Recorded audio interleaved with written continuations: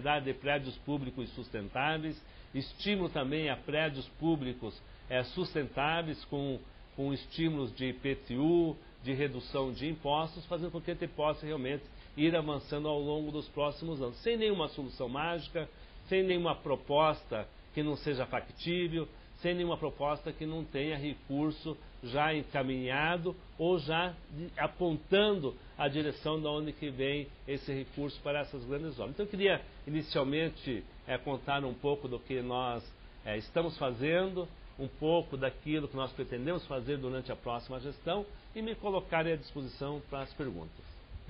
Muito obrigado pela contextualização, Luciano Dutti.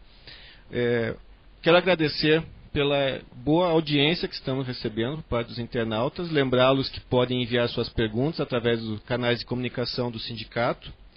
Também agradecer a todos aqueles órgãos de imprensa e aos próprios internautas que fizeram a divulgação dessas nossas entrevistas, em especial a Gazeta do Povo, que tem dado sempre destaque aos nossos entrevistados. Passo a palavra para o presidente do CREA, Joel Krieger, para fazer sua pergunta. Candidato, a pergunta vai numa linha um pouco diferente de nós falarmos apenas das obras ou da infraestrutura. Na realidade, uma pergunta que eu tenho feito para vários candidatos é uma pergunta mais sobre o posicionamento estratégico da relação da Prefeitura de Curitiba com as entidades de classe e com o Conselho de Engenharia. Nós temos observado que Curitiba, historicamente, não tem aproveitado essa oportunidade de atuar em conjunto com as entidades de classe, em conjunto com o Conselho. E as nossas participações, elas são pontuais, elas são eventuais, quando surge alguma oportunidade de atuação. Então eu gostaria de saber como que vai ser essa relação, como é que vai ser ser reeleito, né? Como é que será essa relação com os órgãos, com as entidades, com os órgãos de classe, em especial com o Conselho de Engenharia, considerando que até hoje nós não sistematizamos. E aí as questões são pontuais ou às vezes é muito burocrático essa relação. E a Engenharia do Paraná, a Engenharia de Curitiba em particular, deseja participar. Nem sempre, logicamente, nós temos opiniões convergentes, às vezes opiniões divergentes, mas nós queremos fazer o debate técnico para contribuir, porque com certeza todos querem o bem da cidade de Curitiba. E eu complemento a pergunta numa questão mais corporativa, mais dentro da Prefeitura de Curitiba, do quadro técnico, prefeito, porque eu fui engenheiro da Prefeitura de Curitiba, eu tive a oportunidade de fundar a Associação dos Engenheiros da Prefeitura de Curitiba, fui o primeiro presidente dessa entidade, e a gente observa que ainda hoje nós temos dificuldade em relação, por exemplo, ao salário mínimo profissional, que ele não é pago integralmente para os profissionais na Prefeitura de Curitiba, pelo menos na fase inicial. Então, como que vai ficar essa relação com os engenheiros da Prefeitura de Curitiba, nessa questão salarial, nas condições de trabalho, e também a questão de concursos públicos para engenheiros, se eles vão ser feitos na eventual nova gestão sua? Bom, primeiro nós temos uma gestão democrática, participativa, a gente tem estimulado, eu sou uma pessoa que vem da área da saúde, né, onde em 1991 nós criamos o primeiro Conselho Municipal de Saúde deliberativo, hoje todas as questões da saúde elas são deliberadas neste conselho.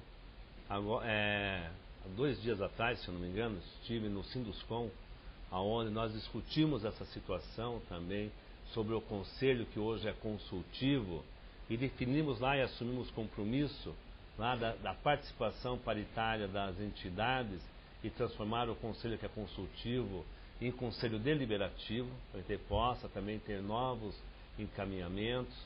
E eu acredito muito na participação da sociedade. Eu não vejo dentro da prefeitura nenhum óbice da participação de todos. Talvez quando acontecem situações pontuais, como acredito que sejam pontuais até, né, de falta de diálogo em algum momento, talvez, não sei, mas eu acho que isso é culpa dos dois lados, não é culpa de um lado só, não. Eu acho que é daí porque não tem demanda de um lado, não tem demanda do outro lado. Então a minha convicção é de que a gente pode trabalhar em conjunto, sim, estreitar os laços, eu acredito muito nos conselhos, tenho trabalhado com todos os conselhos sem nenhum tipo de problema, a gente conversa, discute. Eu acho que o conselho nosso, sendo deliberativo, com a participação das entidades, também vai ajudar nessas discussões todas. Eu acho que todo mundo entende de cidade aqui. Não acredito que alguém entenda mais que um do que outro, talvez tenha um ponto de vista diferentes, mas tenho certeza também que esses pontos de vista diferentes muitas vezes acabam lá na frente sendo convergentes e tudo que vem para o bem da cidade a gente está a favor. Na questão do profissional engenheiro, tenho vários secretários que são engenheiros, inclusive quem vem dessa informação, desde o presidente do IPUC, o secretário de obras, o meu secretário de governo também é engenheiro, a secretária de urbanismo é engenheiro. Então nós temos um quadro de engenheiros fortes na prefeitura que comanda as principais pastas da nossa cidade. Então há um prestígio à categoria dos engenheiros na prefeitura e acho que cabe inclusive a eles fazer essa aproximação com as próprias entidades da qual eles fazem parte, né? E quanto à questão de contratação de engenheiros, a gente já conversou sobre isso com o pessoal da nossa equipe e a gente tem realmente uma necessidade de ampliar o número de engenheiros no nosso quadro profissional. Na questão do plano de cargos, carreiras e salário, na questão salarial específica, nós fizemos já avanços durante o ano passado, onde fizemos a incorporação das gratificações, que era uma demanda antiga dos engenheiros de carreira da prefeitura, fizemos as incorporações e isso trouxe muitos benefícios a toda a categoria, principalmente pensando no futuro e na aposentadoria de cada um. Okay? Pergunta agora do Senge.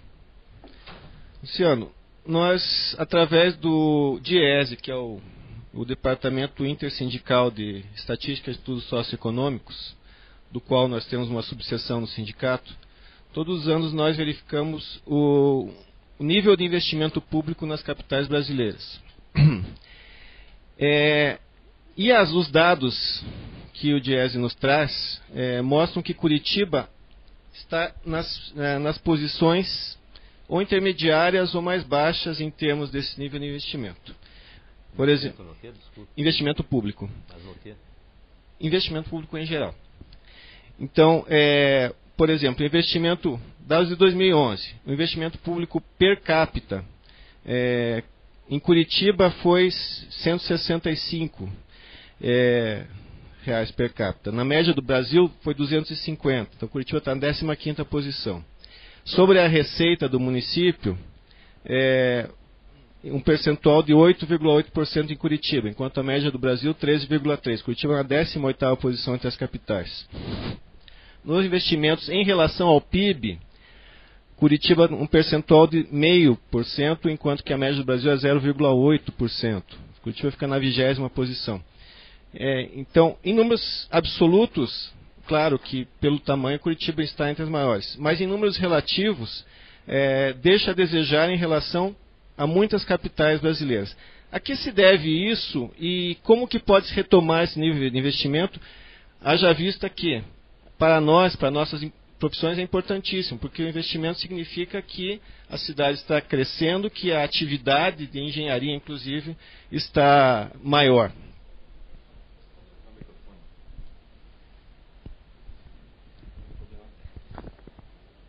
Olha, eu estou estranhando pela falta de detalhes, né, porque a Prefeitura de Curitiba é uma das prefeituras que tem maior capacidade de investimento, né, comparado em relação ao Estado, em relação à União, em relação aos outros municípios. Nossa capacidade de investimento hoje ela é próxima a 10% do nosso orçamento geral, investimento.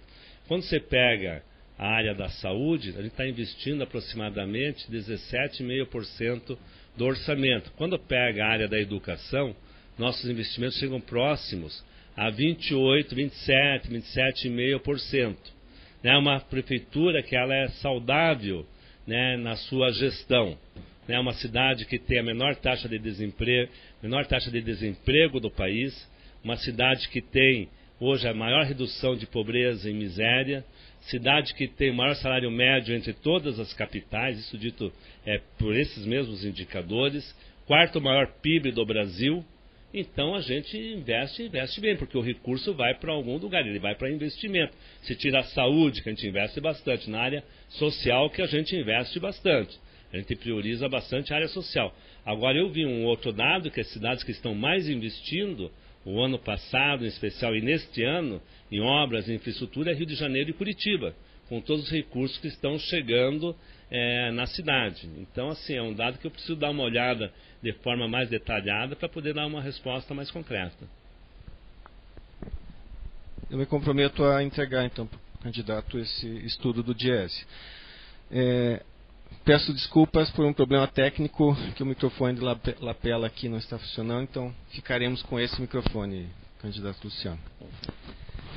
Pergunta do Cícero Martins Júnior. Qual a opinião sua sobre a inclusão digital em Curitiba? Como pretende ampliá-la e quais as principais dificuldades? Pode a inclusão digital tornar-se instrumento de empoderamento da população, facilitando o acesso a serviços públicos e tornando a administração mais transparente e participativa? Olha, eu acredito bastante na inclusão digital. A cidade de Curitiba foi premiada agora este ano como a cidade mais digital do Brasil. Não foi um prêmio nosso, foi um prêmio nacional que a cidade recebeu por tudo que ela faz na área da inclusão digital. Nós estamos já avançando bastante, além de tudo que a Prefeitura já faz, do acesso que você pode ter às contas públicas pelo portal da transparência nosso da Prefeitura, se acessa, e é um portal da transparência nosso também, é avaliado pelo portal nacional como o mais transparente de todos.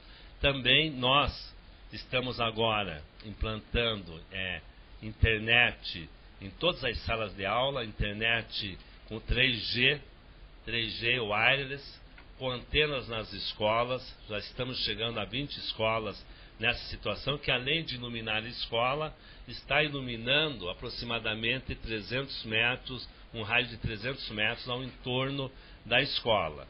Até o final do ano, começo do ano que vem, todas as escolas municipais já vão estar com esse sistema implantado.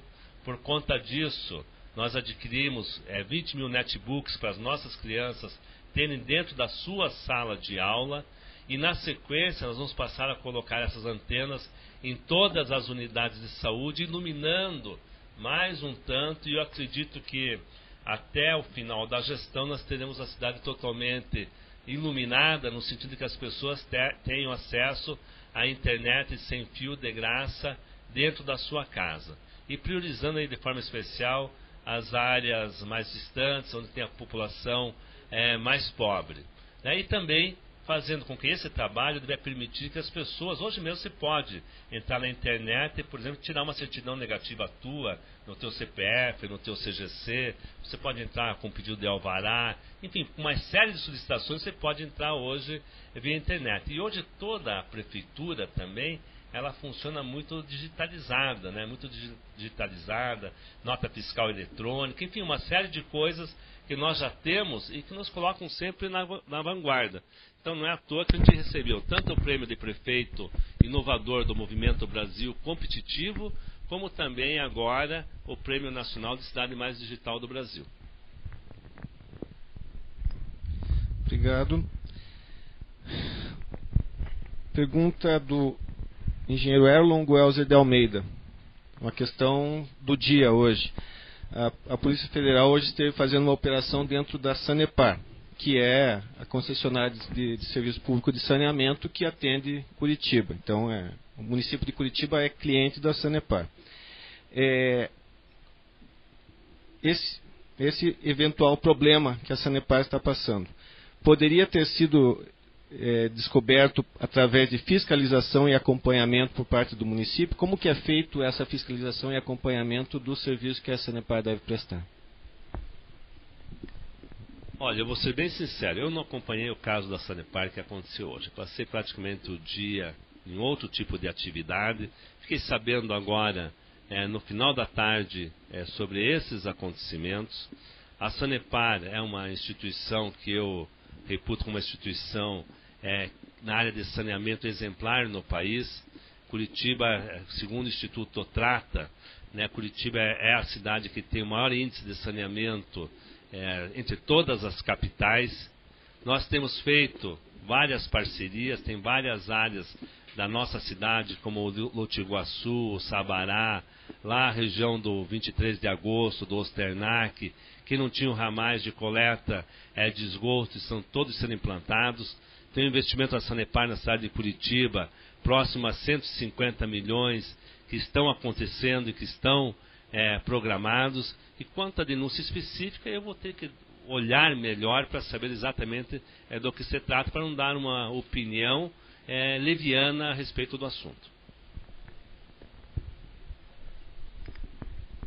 Talvez só para comentar, mas acho que é mais na questão de como é feito esse acompanhamento da Prefeitura com relação ao serviço da Sanepar. É feito através do plano de obras que a Sanepar nos apresenta ou dos interesses do município, que o município tenha de ações da Sanepar em determinadas áreas, como acontece agora lá na região do Pantanal, por exemplo, onde nós realocamos umas 30 famílias de um local para que a gente pudesse passar a rede de esgoto em toda a região do Pantanal e colocamos as pessoas para morarem em uma moradia digna e segura. Ok, obrigado. Pergunta do engenheiro Paulo Ferraz, que é aposentado da rede ferroviária e especialista em ferrovias. As obras em implantação na rodoferroviária de Curitiba prevêem mais uma passagem em nível na cidade, dessa vez com cruzamento do fluxo de ônibus no meio de um pátio de manobras de trens, o que não é recomendado pelo alto risco de acidentes que representa. Além disso, pode provocar mais interrupções no trânsito, que atualmente na Avenida Afonso Camargo para manobras dos trens. A pergunta arrancar trilhos, expulsar os trens turísticos do centro e inviabilizar projetos futuros de VLTs não poderá trazer consequências trágicas com acidentes fatais naquele novo cruzamento? Bom, nós temos falar de dois assuntos um pouco diferentes. Nós temos aí a questão dos trilhos na cidade de Curitiba, que é o ramal ferroviário que passa para a nossa cidade, onde a gente vem batalhando junto ao governo federal para que possa realmente ter um projeto de retirada desses trilhos com um desvio ferroviário, um contorno ferroviário. Discussão a gente vinha tendo essa discussão de acontecendo os problemas que aconteceram lá na Valec, né, e a gente teve uma interrupção, uma solução de continuidade de toda essa negociação. Agora, recentemente, retomamos todas as conversas com o governo federal. Há mais ou menos 20 dias houve uma reunião lá no IPUC para que a gente possa realmente discutir novamente um projeto de retirada dos trilhos que atrapalham a cidade de Curitiba. Os trilhos que passam hoje dentro da nossa cidade nos atrapalham, incomodam milhares de pessoas, e a gente entende uma cidade como a nossa tem que ter um contorno ferroviário que possibilite com que o acesso a Paranaguá seja facilitado de outra forma e que tenha também um ramal que saia lá do aeroporto e possa chegar em Paranaguá também. Então esse é um ponto que está em discussão, é um projeto que não depende da Prefeitura de Curitiba, a Prefeitura batalha, vai atrás, discute, marca reunião, mas a parte finalística depende do governo federal. A hora que forem retirados os trilhos, que são trilhos super antigos, há uma discussão nova daí da ocupação urbana dessa região toda.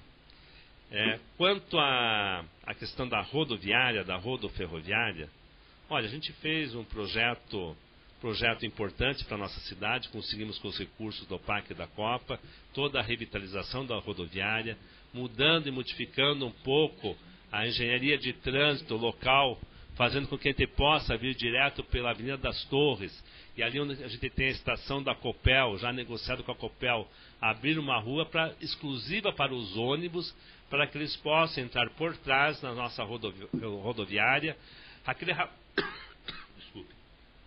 O ramal que passa por ali é um ramal praticamente inativo, que não atrapalhe em nada a transposição em nível que ali vai acontecer. Ali não vai passar, ali vai entrar somente os ônibus que vão entrar por trás da nossa rodoviária. Tenho certeza que o projeto é muito bom, é um projeto viável e que vai ajudar a desafogar Afonso Camargo em termos de ônibus, né? Então acho que é um projeto que vai avançar, que vai acontecer. Todo o pessoal do IPUC, o pessoal do governo federal, enfim, todo mundo discutiu o projeto e todo mundo aprovou esse projeto.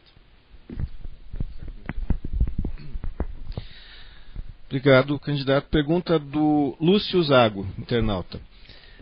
Se você for reeleito, o que fará em relação ao montante investido na Arena da Baixada?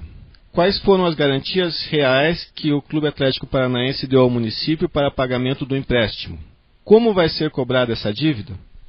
A Prefeitura não emprestou nenhum recurso financeiro para o Clube Atlético Paranaense. Quem está emprestando dinheiro para o Clube Atlético Paranaense é o BNDES. E as garantias daí são junto ao BNDES por parte do Clube Atlético Paranaense. O que nós fizemos? Fizemos a operação mais inteligente do país em termos de estádio. Enquanto outras cidades estão investindo 700 ou 800 milhões de dinheiro público, dinheiro orçamentário, nós não estamos gastando um centavo do nosso orçamento. Ao contrário, trouxemos recursos para investimentos aqui em Curitiba. Tanto é que o ministro Aldo Rebelo disse outro dia que provavelmente, que esses estádios novos que estão sendo construídos ainda vão ser privatizados depois da Copa do Mundo, Então vai ter investimento público, construção de estádio e depois o estádio vai ser privatizado. Isso a gente é contra. Como a gente é contra o que aconteceu no Rio de Janeiro, no Pan-Americânico com o Engenhão. O Engenhão foi construído com dinheiro público, 400 milhões, e agora foi cedido em concessão para o Botafogo, por 99 anos. E aqui em Curitiba nós fizemos um caminho totalmente diferente. Nós fizemos uma engenharia inteligente de todo o processo, liberando o potencial construtivo para que a iniciativa privada compre esse potencial construtivo ao longo dos próximos 15 anos, e daí com esse recurso que está viabilizando as obras da Arena da Baixada. Não tem nenhum recurso orçamentário da Prefeitura nas obras da Baixada. Obrigado. O Teodósio, internauta, afirma que há grande rotatividade dos profissionais de engenharia dentro do serviço público da Prefeitura. Como fazer para trazê-los de volta, na verdade, porque agora eu completo. É uma questão, por exemplo, da Coab, que são nossos representados, e a gente tem visto um turnover, ou seja, uma rotatividade muito grande de profissionais que acabam indo buscar outras oportunidades de trabalho. Recentemente, a Coab, que é uma empresa pública, não é administração direta, nos informou que a política que vai ser seguida lá é a mesma que foi seguida para a administração direta do município, o que, a nosso ver, não teria muita lógica, porque existe uma autonomia por parte daquele órgão. Então, como fazer para reter os profissionais, valorizar mais os profissionais, para que eles se mantenham nas funções públicas que para nós são as mais nobres possíveis, para defender e para incentivar e para planejar a coisa pública? O mercado do profissional da engenharia é um mercado que aqueceu bastante, gente? Vamos falar, nos últimos anos, com o desenvolvimento do país, com tudo que está acontecendo de forma positiva, a situação do profissional engenheiro mudou o mercado, começou a demandar por mais engenheiros. Até às vezes, numa situação diferente do que aconteceu na década de 90, começo do ano 2000. Hoje nós temos uma demanda muito maior pela profissão, pelo profissional engenheiro. Nós sentimos isso na própria prefeitura. O profissional procura, igual o profissional médico, de acordo com o mercado, ele procura situações que sejam melhores para ele, tanto na área nas áreas de atuação deles. Eu acredito que a própria prefeitura tem que pensar agora, a partir de agora, em um plano que possibilite com que esse tipo de profissional realmente fique na prefeitura e faça a sua carreira dentro da prefeitura. Agora, isso também depende uma parte da prefeitura e uma parte também do próprio profissional. Obrigado. Pode ter certeza que o sindicato estará lá junto com os profissionais cobrando. Pergunta da Sueli Moraes da Luz, também vindo pela internet, a respeito de uma obra parada em escola. Quando as obras da escola Santa Ana Mestra do Campo de Santana terão continuidade? E por que a obra está parada há tanto tempo, com as estruturas já se deteriorando? Olha, a prefeitura tem tanta obra que eu for identificar cada obra, eu não consigo lembrar de todas as obras e o motivo porque está acontecendo uma determinada situação. Agora, o que eu posso dizer que a gente tem acompanhado acontece de empresas abandonarem a obra, não cumprirem o combinado dentro de um processo licitatório, transparente e legal, e a prefeitura muitas vezes tem que tomar todos os procedimentos legais para garantir o poder da prefeitura em determinadas situações. Aconteceu na Fredolin Wolf, que tivemos que retirar uma empresa que vinha fazendo a obra e licitar novamente a obra. Provavelmente pode ser preciso levantar essa situação para poder responder de forma concreta a Sueli. Se depois você me deixar a pergunta dela para mim, eu respondo diretamente a ela. Ok, vamos deixar todas as perguntas sendo respondidas aqui ou não, vamos deixar para o candidato tranquilamente. Ok, está anotada essa aqui, especialmente. O Paulo Santos pergunta sobre segurança pública. Gostaria de saber sobre o uso da Guarda Municipal para proteger o cidadão. Por que não segue o exemplo de São José dos Pinhais na sua gestão atual? E quais as suas propostas em geral sobre segurança pública? Olha, a Guarda Municipal de Curitiba ela funciona super bem. A gente não faz talvez tanta propaganda sobre a nossa Guarda Municipal. Uma Guarda Municipal com 1.700 homens, que cumpre um papel constitucional importante de proteção do patrimônio público. Temos avançado bastante. Hoje nós temos, junto com a Guarda Municipal, ela treinada, capacitada, armada, com o GOI funcionando super bem também. Nós temos uma proposta de ampliação da Guarda para chegarmos a 2.000 guardas municipais. Câmaras de segurança também é um outro investimento que a Prefeitura vem fazendo. Nós temos aí implantados aproximadamente 150 câmaras de segurança, hoje com centrais de acompanhamento em Curitiba. Vamos chegar a 450 câmaras até o final do ano que vem por conta do PAC da Copa, e mais 600 e poucas câmeras também instaladas nos terminais de ônibus e também dentro das estações tubo.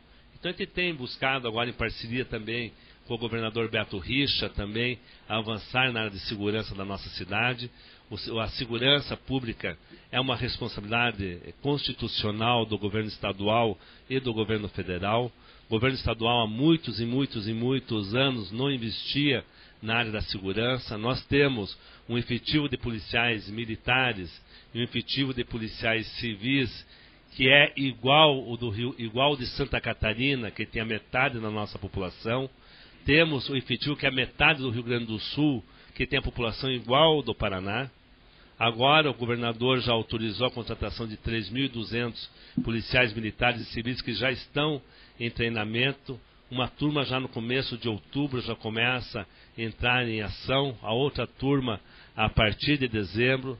Já fomos para a 8ª unidade do Paraná Seguro implantada na cidade de Curitiba, agora a última foi lá na Vila Sandra, vamos chegar a 10 até o final do ano, e também 75 módulos policiais móveis. Acho que essa parceria é uma parceria que tem tudo para dar certo. O governador também já autorizou a contratação de mais 6.000 policiais militares para reforçar a segurança no estado do Paraná como um todo, e também a construção de novas delegacias, porque ninguém tem coragem de entrar nessas delegacias aí que existem hoje na nossa cidade e no nosso estado. Então, com as novas delegacias, novas penitenciárias, os novos policiais, a parceria da Prefeitura com o governo do estado, com certeza a tendência é de melhora aí, e muito rápida.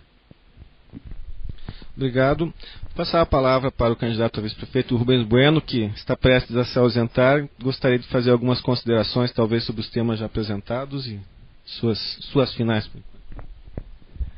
Olha, apenas para agradecer a oportunidade de estar aqui, ao Ulisses e ao Joel, ao Senge e ao CREA como um todo, e deixar aqui nossa palavra de candidato a vice-prefeito com o nosso Luciano Dutti.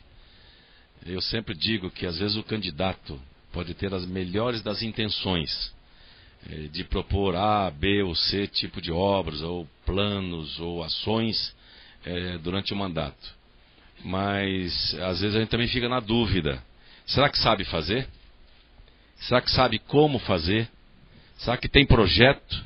Será que sabe onde buscar recursos? São essas dúvidas que o Luciano Dutti não deixa. Porque ele sabe fazer, como fazer, tem projeto e onde buscar recursos.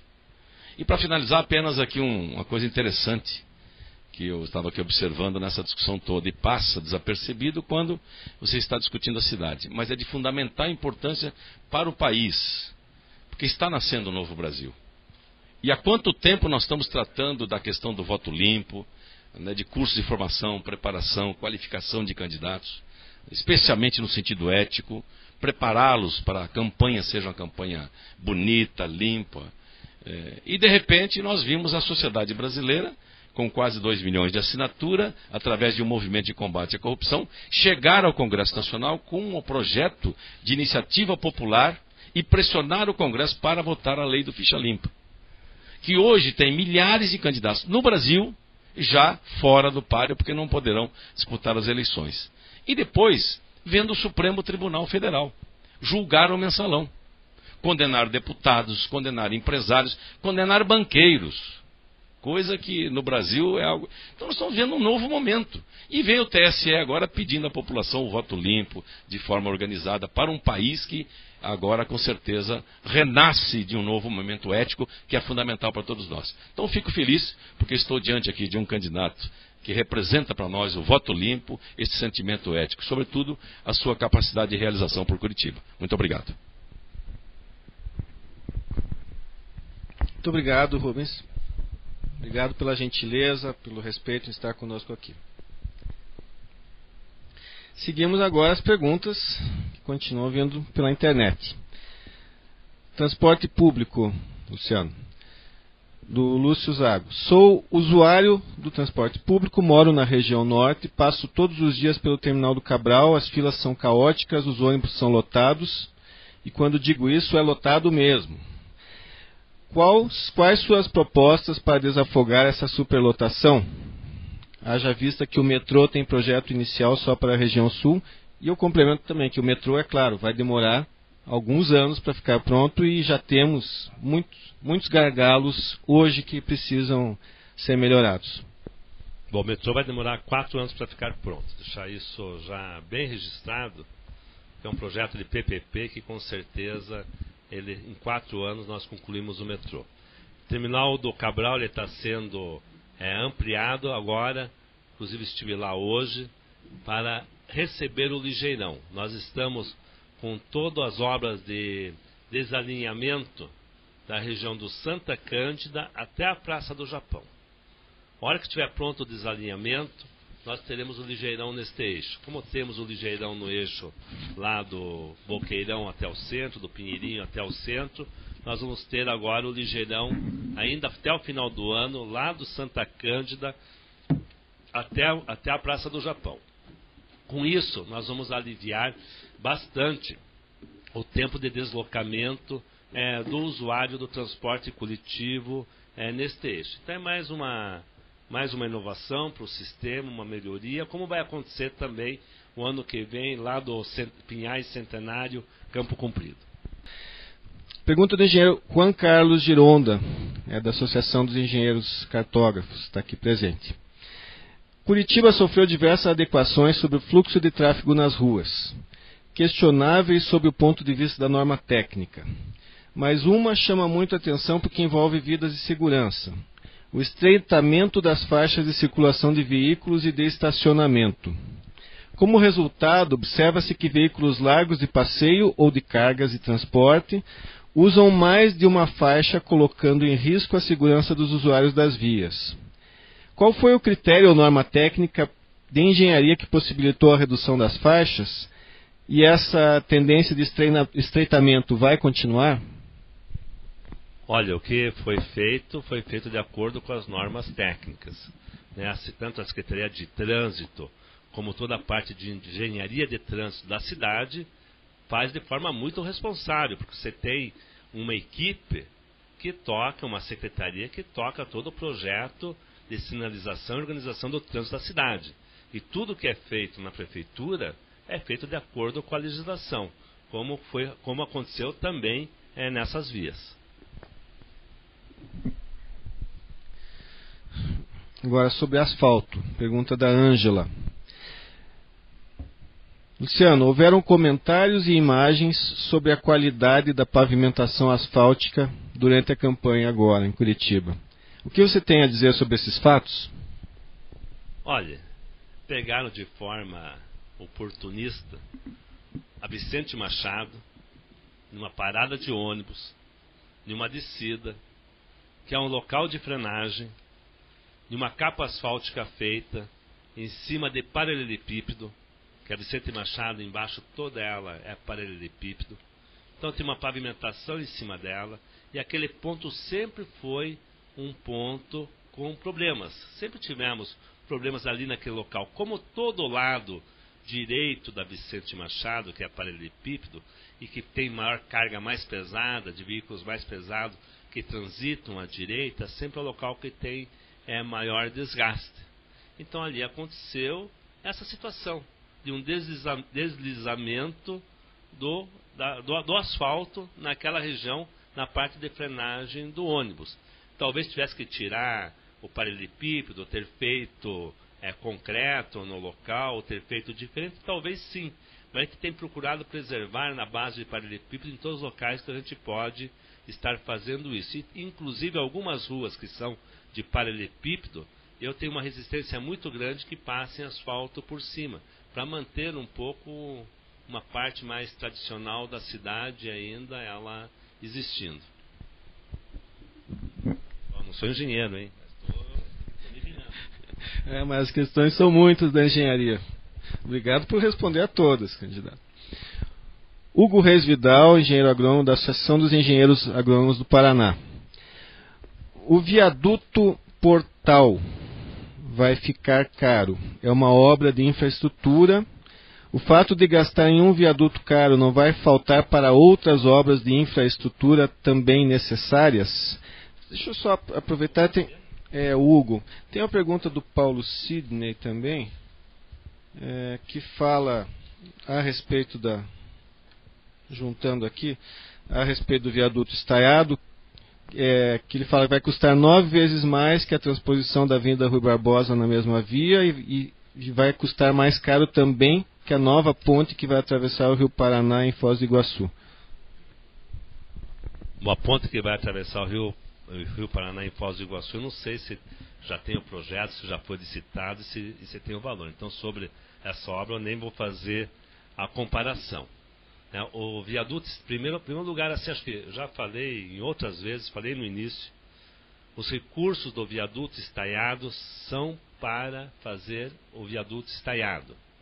Um projeto arquitetônico, um projeto de engenharia importante, bonito, é um portal sim, que deixa toda a parte de baixo livre do viaduto, sem nenhum pilar, sem nada. Então nós temos um vão de 132 metros, que vai ser sustentado pelos cabos de aço e por uma torre de 70 e poucos metros de altura. É uma obra de arte. Todo o projeto executivo foi analisado e auditado pela Caixa Econômica Federal, item por item. Então, projeto aprovado.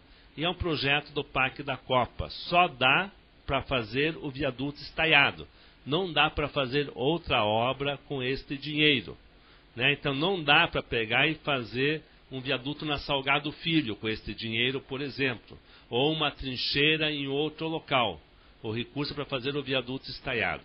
Uma obra importante para a cidade. Vocês vão ver quando ficar pronta. Vai ficar bonita, vai orgulhar todos os curitibanos. E vai ser uma obra que vai representar bem o que a nossa cidade é. Muito melhor do que fazer um viaduto ali simples, comum. E vocês têm vários engenheiros aqui, e tem arquitetos também, que tem o CREA aqui. Vocês imaginam um viaduto atravessando a Avenida das Torres, um viaduto convencional. né, como ia ficar aquela região em termos de paisagem urbana. A gente cuidou bastante disso. Que a gente tivesse uma intervenção forte e com recursos garantidos do PAC e da Copa. Acho que fizemos o correto em fazermos dessa forma. E como eu falei antes, não dá para fazer posto de saúde, não dá para fazer creche e não dá para fazer outro tipo de obra com esse recurso. Quem fizer isso vai ser processado por improbidade administrativa, vai ter seu mandato cassado, né? E isso a gente tem segurança. Quando a gente leva um projeto debaixo do braço, no governo federal, no governo estadual, a gente sabe o que está fazendo, né? E o Viaduto Estaiado é essa grande obra que todos os curitibanos vão se orgulhar. Mais uma pergunta do engenheiro Juan Carlos. As ruas da cidade se tornaram depósito de entulhos e sobras de material de construção. E há muitas obras de péssima qualidade, frágeis e mal acabadas.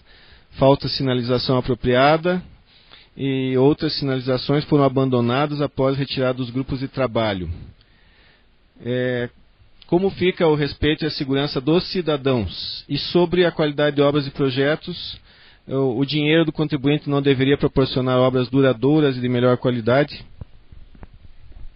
Eu acho que ser genérico assim é muito complicado, né? Acho que tem que dizer qual é a obra que é de mal qualidade para a gente poder discutir aquela obra, porque existem as obras que eu conheço na cidade são obras que estão bem colocadas, são obras que são fiscalizadas pela Secretaria de Obras, enfim, pelos órgãos nossos de administração, inclusive com fiscalização externa dos recursos ali investidos, como é o caso do Tribunal de Contas, que também faz toda a avaliação dos recursos que são investidos nas obras da Prefeitura. Na questão dos entulhos, nós temos feito parcerias através da Secretaria do Meio Ambiente para que possa ter todos esses entulhos eles sendo reciclados e sendo reutilizados. Acho que é uma forma mais adequada de colocá-los, né, em usinas de reprocessamento. Como também tem muita gente, e nem não é a Prefeitura, muitas obras privadas, às vezes pequenas obras que acontecem em várias regiões da cidade, onde o cidadão que fez aquela sua pequena obra, ele acaba largando o entulho em locais próximos a vias públicas. A Prefeitura faz todo um trabalho de recolhimento, de educação, de fiscalização, mas quando é pequena obra foge muito do nosso controle esse tipo de acompanhamento. Pergunta do engenheiro Luiz Carlos Soares. Dados do IBGE de 2010 mostram que dos 634 mil domicílios em Curitiba, 58 mil estavam desocupados. E destes, 47 mil estavam vagos. Considerando que existem pessoas morando em áreas de risco ainda, sem habitação decente, como pode ser feito para que haja uma ocupação melhor do espaço urbano de Curitiba? Bom, esses imóveis que estão não ocupados são todos imóveis privados, não é nenhum imóvel da Prefeitura. É alguém que construiu um prédio e vendeu a metade do prédio, vendeu 2/3 de um prédio, enfim, ele é proprietário daquele imóvel, né? E daí tem uma legislação, tem a Constituição Nacional, enfim, tem legislações que garantem o direito de propriedade no país. Para você fazer algum tipo de intervenção, eu tenho que fazer uma apropriação desse tipo de imóvel, me apropriar do imóvel, desapropriar aquele imóvel, pagar o valor de mercado para poder utilizá-lo. O que nós estamos trabalhando na Prefeitura é numa outra vertente, né, que é o aluguel social. O aluguel social, enquanto você não constrói uma habitação digna para uma pessoa que mora, por exemplo, na beira do rio, você se utilizar de instrumentos públicos de aluguel social para que essa pessoa possa ficar morando em uma condição melhor. E nós estamos preparando todos os estudos jurídicos para que isso possa ser feito de forma mais intensa na nossa cidade. Mais uma pergunta do engenheiro Soares, aqui a respeito da região metropolitana. Se tomarmos no entorno de Curitiba, em um círculo de 50, 60 km de diâmetro, temos uma região de vizinhança com cerca de 15 municípios.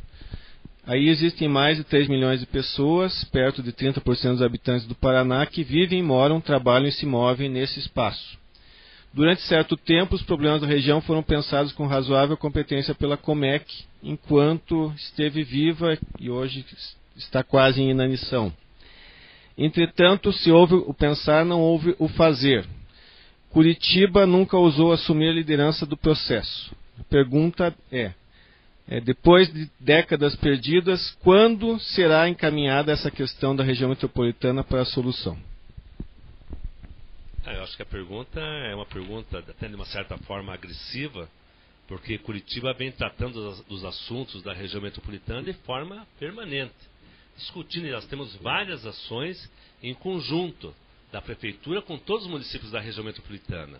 A Comec tem funcionado e tem feito vários projetos em conjunto com os municípios e com a SOMEC. Nós temos aí exemplos claros como o consórcio do lixo, que funciona e funciona muito bem. Consórcio da saúde, que está sendo implantado e já está saindo o SAMU em várias regiões da cidade. A área da infraestrutura urbana, né, que vem já tendo avanços com recursos do governo do estado, com recursos do governo federal, e nós estamos avançando com os projetos na mão. Não é só com ideias, nós estamos com projetos na mão. Com o governo federal, por exemplo, toda a área do contorno sul, todo ele com projeto praticamente pronto para ser licitado. O governo do estado preparando o projeto para fazer a duplicação Piraquara, Pinhais, com canaleta de ônibus, fazendo lá de baixo, lá de Piraquara até a Vitor Ferreira do Amaral, para fazer a integração aí com a linha verde.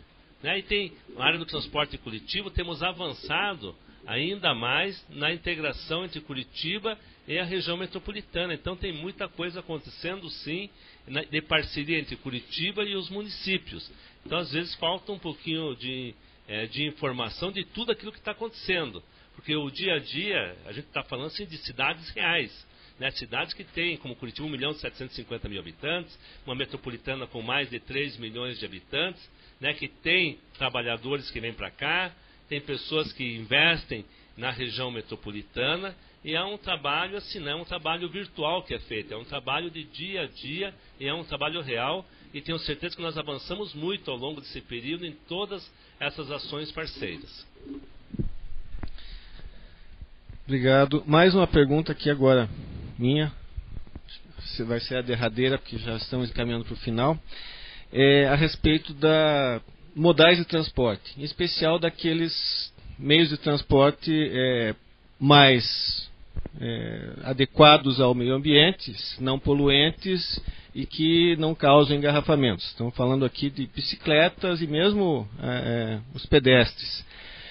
Ainda não foi tratado como deveria ser feita essa situação. Como é que está se pensando a ciclovia, as ciclofaixas, visto que cada vez mais o número de pessoas que são usuárias desse meio de transporte demandam por isso. E, infelizmente, muitos acabam tendo que trafegar junto aos veículos e se expor a risco. Olha, nós, todas as obras, para dizer que nós estamos fazendo para não ficar nesse discurso, todas as obras grandes que nós temos feito em Curitiba, todas elas vêm com ciclovia. Pega a linha verde, estamos fazendo toda ela com ciclovia. Se você pegar lá no Umbará, na igreja do Umbará, pegar Eduardo Pinto da Rocha, que está finalizando, você vai andar 100% nela em ciclovia. Você vai pegar depois a Francisco de Rosso, à esquerda, vai andar mais um pouquinho, 1 quilômetro e pouco, vai pegar a desembargadora Antônio de Paula. Você vai descer ela inteira em ciclovia. Você vai dar lá na Marechal Floriano, que nós fizemos a ciclofaixa. Você vai poder ir em direção a São José dos Pinhais ou em direção ao centro da cidade. Se você pegar uma outra obra nossa, atual do Túlio, que foi feita com ciclovia compartilhada, você vai vir nela inteira, na atual do Túlio, depois você vai entrar na Saturnino Miranda, depois você vai entrar na Fredolin Wolff, que está em fase de conclusão, vai descer até a Pedreira, até o Parque São Lourenço, vai entrar na ciclovia antiga e você vai ter um eixo de ciclovia na cidade.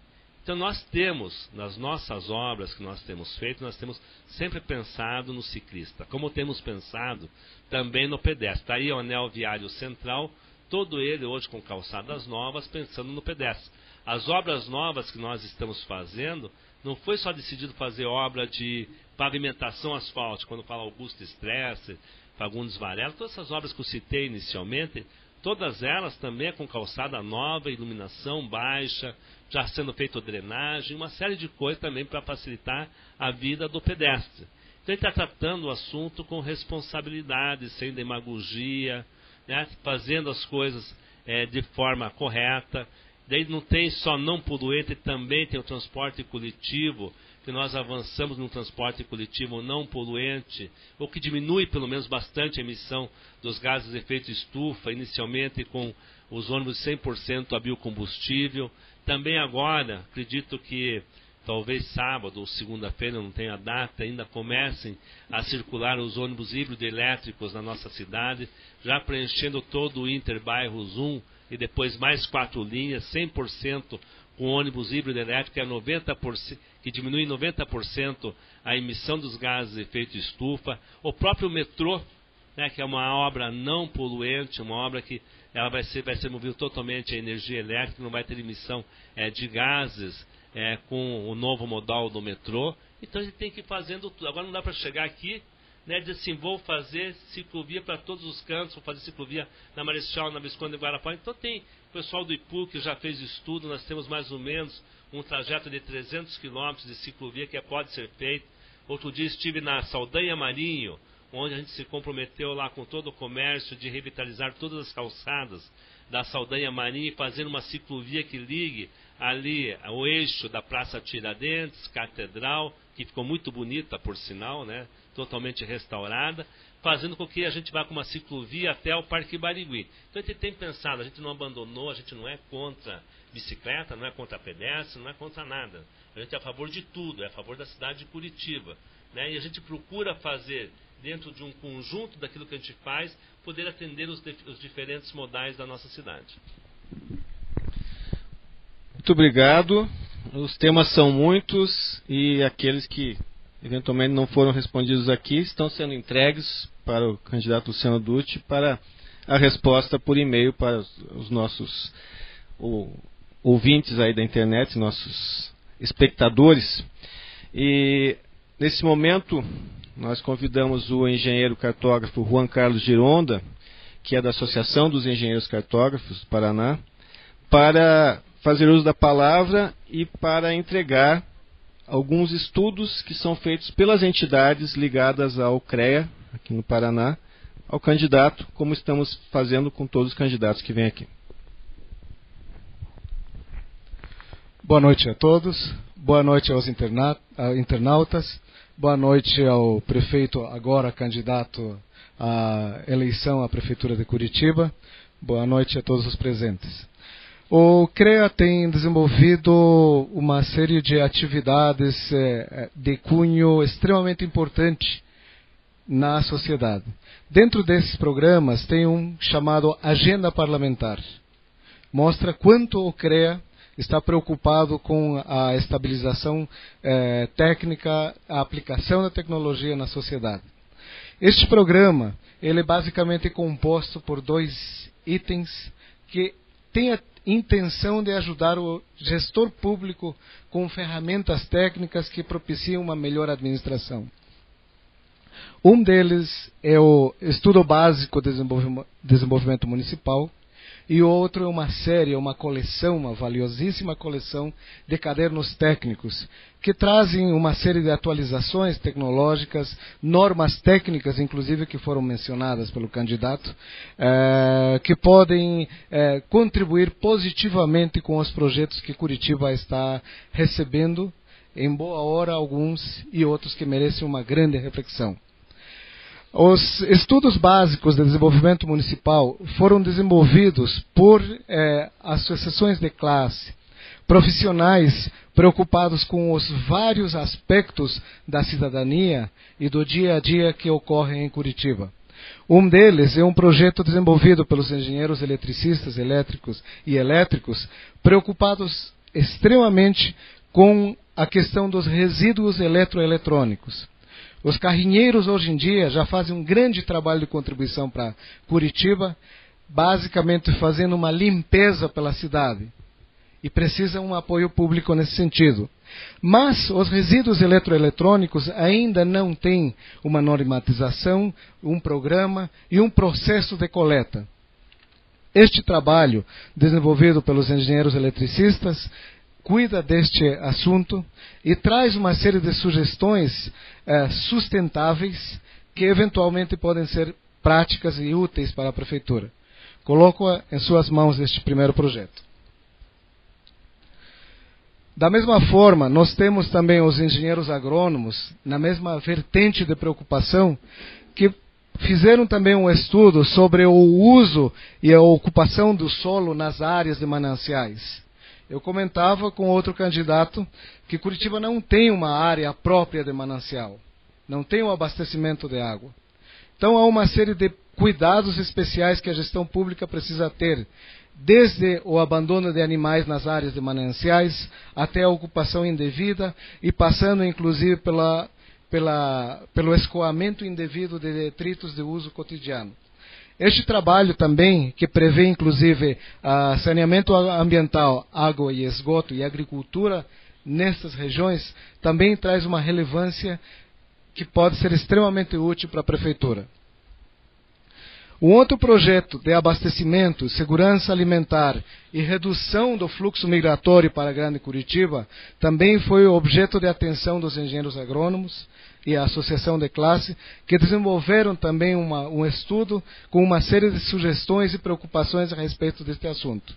Então, a questão alimentar com cuidados ambientais e tudo mais está focado neste projeto. Finalmente, através da Associação de Engenheiros Cartógrafos, foi elaborado um pequeno esboço, uma introdução a um projeto, porque nós sabemos que a cartografia, que basicamente seria a ferramenta básica de qualquer planejador urbanístico, hoje ela está utilizando mapeamentos que foram feitos 70, 80, algumas atualizações na década de 90. No caso do metrô, os meus colegas engenheiros sabem disso, nós precisaríamos pelo menos um mapeamento na escala 1:1000 para podermos aferir com uma certa precisão o volume de terra necessário, as alterações viárias necessárias pelo canteiro de obras e tudo mais. E a gente sabe que Curitiba não dispõe dessa ferramenta. Cartografia, como se menciona neste trabalho, é uma mina de ouro que não é apropriadamente explorada. Ela pode dar uma série de informações para o planejamento, inclusive auxiliando a projeção das novas obras e dos novos utilitários públicos que nós necessitaríamos ter nos próximos 20, 30 anos. Cito como exemplo de quanto Curitiba precisa melhorar, que hoje, nas maiores e melhores metrópoles do mundo, é possível o turista entrar no Google Maps e estabelecer seu roteiro, inclusive a pé, ou de ônibus, ou de carro, de um ponto turístico ao outro. Infelizmente, Curitiba não dispõe dessa ferramenta cartográfica tão simples e disponível em cidades com uma complexidade urbana de tráfego, como São Paulo, por exemplo, com uma precisão invejável. Eu espero que a sua gestão possa propiciar e reforçar toda a adequação tecnológica que o IPUC, por exemplo, necessita, de tal maneira que toda essa gestão e planejamento urbano seja feita de uma forma adequada. Finalmente, eu também fui incumbido de lhe entregar os mencionados cadernos técnicos, que trazem uma coleção atualizada e importantíssima de todas as normas que hoje em dia estão em vigor, com atualizações que inclusive já se fazem vigentes em outras metrópoles, não somente em âmbito nacional. E em nome das associações de classe, eu tomo a liberdade de desejar sucesso nessa sua campanha e esperamos, como foram as suas próprias palavras, que o melhor venha para Curitiba, porque Curitiba merece e precisa uma excelente gestão. Muito obrigado. Muito obrigado, engenheiro Juan. Para nós do SENGE é uma satisfação contar com as demais entidades representativas dos profissionais de engenharia no Estado e especificamente aqui na capital. nesse momento, porque nós vemos nossa missão não somente como uma questão de representar uma categoria, uma questão corporativa, mas entendemos que dentro das nossas profissões temos a obrigação também de trazer algo à sociedade, de trazer uma resposta à sociedade, um reconhecimento à sociedade que, graças a ela, que nós estamos aqui exercendo nossas profissões, e não teria sentido termos nossas profissões se não fosse para fazer algo pelo bem público. Passo a palavra para o engenheiro Joel Krieger, presidente do CREA, que é a entidade que coordena todas essas entidades de engenharia, para fazer suas considerações finais antes de passar para o candidato Luciano. Eu agradeço ao nosso candidato, Luciano, por estar conosco, em nome da Engenharia do Paraná, em nome particular da Engenharia de Curitiba, da Agronomia de Curitiba, de todos os profissionais que nós representamos. E ao longo aqui da nossa conversa, do nosso debate, ficou bastante forte, bastante evidente a necessidade da gente fortalecer as parcerias, a necessidade desse fortalecimento. E pode ter certeza, candidato, que a engenharia, que a agronomia deseja participar. E concordamos que ninguém é dono da verdade. Se os profissionais que constroem no dia a dia a cidade, eles não têm a verdade absoluta, também os técnicos da prefeitura não têm a verdade absoluta. Então nós podemos fazer uma forte parceria. E o senhor citou o Conselho Municipal de Educação, o Conselho Municipal de Saúde. Nós poderíamos pensar, candidato, se tiver sucesso na eleição e for o nosso prefeito nos próximos 4 anos, de nós criarmos o Conselho Municipal de Engenharia, onde as grandes decisões, as grandes obras pudessem ser debatidas por todos os setores. Setores como o Sindicato dos Engenheiros, setores como a Associação de Engenheiros Cartógrafos, como a Associação dos Engenheiros Eletricistas, como a Associação dos Engenheiros Agrônomos, como os geólogos, entidades que estão aqui representadas hoje conosco, como o Instituto de Engenharia do Paraná, como o Sinduscom, com todas as entidades que congregam a engenharia de Curitiba, nós pudéssemos formar um conselho com os técnicos da Prefeitura, com o IPUC, com a Secretaria de Obras, com a Secretaria de Urbanismo, para que a gente pudesse ter, nos moldes dos outros conselhos, o Conselho Municipal de Engenharia. Se ele não é uma obrigação legal, nós poderíamos fazer uma inovação. E aí sim nós debatermos, esgotarmos o assunto, e aí sim, uma vez deliberado, toda a engenharia estaria alinhada com aquela proposta, porque ela foi debatida anteriormente. Nós anteciparíamos alguns debates. Nós poderíamos fazer isso de maneira proativa. Fica essa sugestão, então, prefeito e candidato Luciano Dutti, para que nós possamos avançar na forma dessa parceria. E com certeza a Engenharia e Agronomia do Paraná está à disposição e deseja participar da sua gestão, como já faz com os técnicos da Prefeitura, alguns nominados aqui, vários amigos que eu tenho na Prefeitura, mas a engenharia que não está na Prefeitura também deseja participar da vida e do cotidiano da nossa cidade. Desejo sucesso na sua caminhada e que vença o melhor. Muito obrigado, Joel. E passo a palavra, não sem antes agradecer pela sua disponibilidade, pela sua disposição em responder todas as perguntas formuladas, muito respeitosamente, muito cordialmente aqui com toda a Engenharia do Paraná. Suas considerações finais, Luciano Dutti. Olha, eu queria agradecer a oportunidade de estarmos aqui juntos. É um debate positivo. Quero acolher aqui todas as sugestões, tomar a liberdade de analisá-las, tudo que for possível, que vier de encontro aos interesses da cidade, a gente vai incorporar no nosso plano de governo. Então, parabenizar a todos, porque acho que é um trabalho, quando é feito um trabalho desta forma, você tem que também acolhê-lo, porque a gente sabe que é uma demanda que existe, e muitas vezes você até não tem um projeto como esse, de repente está aqui uma solução que você está procurando. Então, eu fico muito feliz e tranquilo com isso. Agora, eu queria, para finalizar, agradecendo essa oportunidade, também fazer uma reflexão sobre a cidade de Curitiba. Porque a gente coloca todos os problemas que existem em uma cidade como a nossa, e a cidade de Curitiba é uma bela de uma cidade. Eu adoro a cidade de Curitiba, sou apaixonado por ela. Tenho certeza que a grande maioria dos curitibanos adora Curitiba, gosta de Curitiba, gosta de morar aqui, gosta de criar sua família aqui nessa cidade.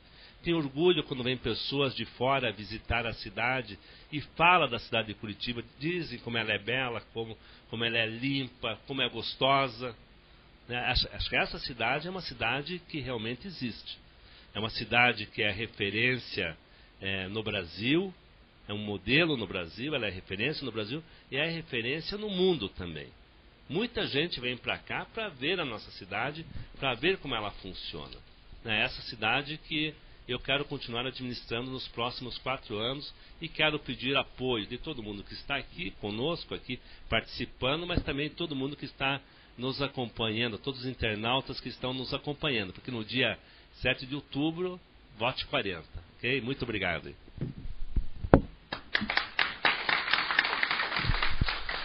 Muito obrigado mais uma vez, Luciano Dutti.